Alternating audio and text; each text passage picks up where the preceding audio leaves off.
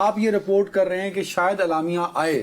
تو آئے گا نہیں آئے گا، یہ کنفیوژن ہے کیوں بھائی؟ جب فل کورٹ ہو گیا، معاملہ ڈسکس ہو گیا، زیر بحث آ گیا، تو ایک اعلامیہ ہونا چاہیے پوری قوم کی نظر ہونا چاہیے، الگ بات ہے نا، لیکن کنفیوژن کیوں ہے؟ میں پوچھ رہا ہوں کنفیوژن کیوں ہے یہ آئے گا یا نہیں آئے گا؟ واٹ از دس کہ پاکستان کی عدالت عظمیٰ میں فل کورٹ لگا ہے اور وہ یہ بات ہی طے نہیں کر سکا کہ میں قوم کو بتاؤں گا کہ اس فل کورٹ میں کیا ڈسکس ہوا کیا نہیں ڈسکس ہوا۔ نہیں عدنان صاحب، اس کے حوالے سے کلیئرٹی ہے کہ اعلامیہ جاری کیا جائے گا اور پورا یہ جو موقف ہے جو کل سے اسلام آباد ہائی کورٹ کے 6 ججز کا جو خط آیا ہے، اس کے اوپر سپریم کورٹ آف پاکستان باقاعدہ وضاحت جاری کرے گی، جو فیصلہ ہوا، جو ڈیلیبریشنز ہوئیں اور اس کے بعد جو اس میں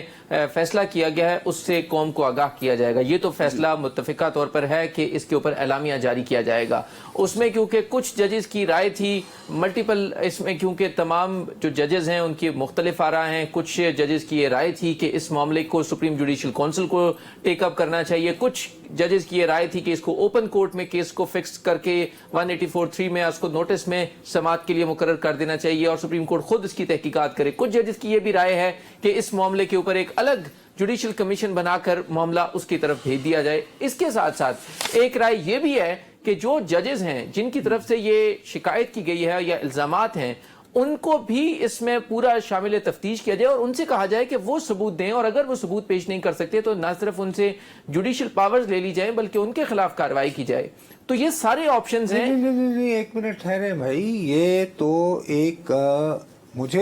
میں آپ کو ذاتی طور پر سب سے پہلے ایک بات میں بہت ہاتھ کھڑا کر کے اعلان کرنا ضروری ہے کہ جن 6 جج صاحبان نے خط لکھا ان میں سے 2 کے ساتھ میری دیرینہ شناسائی رہی ہے، اور ایک صاحب مجھے بہت ہی پیارے ہیں، اور اتفاق سے وہ جو ذکر ہوا ہے کہ جن کے گھر سے وہ کیمرہ ان 2 میں وہ بھی شامل ہیں، میں ان کا نام نہیں لوں گا۔ مجھے صرف ایک اعتراض تھا کہ یہ خط جو ہے یہ 25 مارچ کو لکھا جاتا ہے عامر جی، اور 25 مارچ کو میرے آن ایئر جانے سے